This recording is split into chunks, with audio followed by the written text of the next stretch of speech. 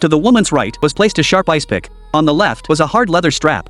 The wealthy man threatened she must choose, either use the strap to strike Jack in front 3 times, or use the ice pick to pierce Kyle's thigh next to her. But since there were major arteries in the leg, a bad pierce could be life-threatening. With no choice, Annie had to pick up the strap. Kind-hearted Annie initially wanted to go easy. No. That won't count. With no other option, Annie had to use full force. Jack's back after 3 strikes was immediately left badly wounded. Then, it was Kyle's turn to choose. The wealthy man spoke again, either use the ice pick to pierce Annie's thigh, or pick up the strap and strike Jack's back 3 times. Kyle was stunned hearing this. Shouldn't it be someone else's turn to get hit? Why was it still Jack? Kyle was now in a difficult position, but not complying meant certain death, since the thigh connected to major arteries. If pierced incorrectly, it could be fatal. With no choice, he had to choose to strike Jack.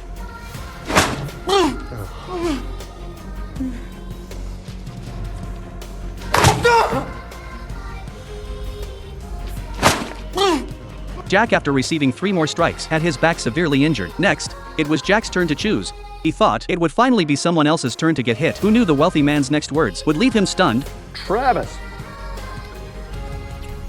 would you rather stab Lucas, the man who just whipped you, or, drum roll please, take 3 more lashes, this time administered by Bevins? Jack completely broke down. This was obviously targeting him, but kind-hearted as he was, he still couldn't bear to hurt others. Ultimately decided to silently endure all of this with another 3 heavy strikes. Jack collapsed on the spot. The game items were randomly placed in front of another person. The game continued as before. Pierce Angela beside him with the awl, or use the strap to hit Jack 3 more times. Pete was very conflicted hearing this. On one side was elderly Angela in her 80s. On the other was unconscious Jack. If he hit him 3 more times, Jack would definitely not survive. Finally, he decided to target Angela. After all, she was paralyzed in both legs and couldn't feel pain. Unfortunately, he happened to pierce Angela's major artery. Blood kept spurting out. Seeing this situation, Pete quickly removed his belt to stop the bleeding, but the wealthy man wouldn't stop the game. Now it was Angela's turn to choose.